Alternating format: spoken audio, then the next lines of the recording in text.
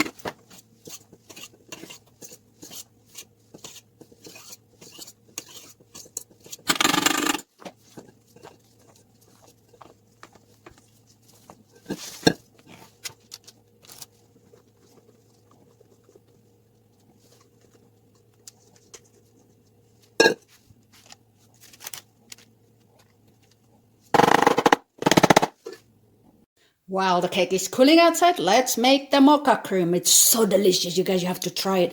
Use 2 unsalted stick of butter in room temperature, beaten up for the first 10 minutes. Actually, it's more delicious if you replace half with margarine. It's more fluffy and light.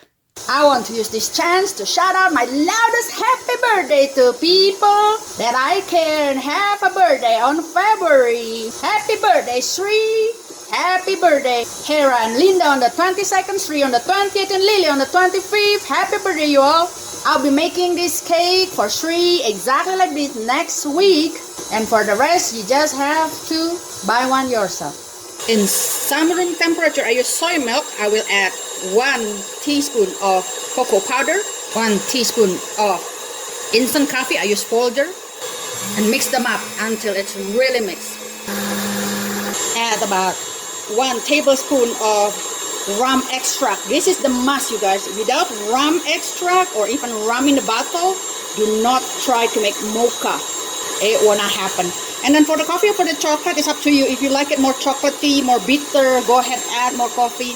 So I'm going to pour little by little of that coffee to the mix. I mean coffee, chocolate, and milk earlier. I will add them little by little to the mix. Be patient, you guys. This is about minute 15. I think the total will be about 20 minutes if you have big machine like this. This is the first time I tried this brand, but with the delivery, it's so hard to get the brand I want.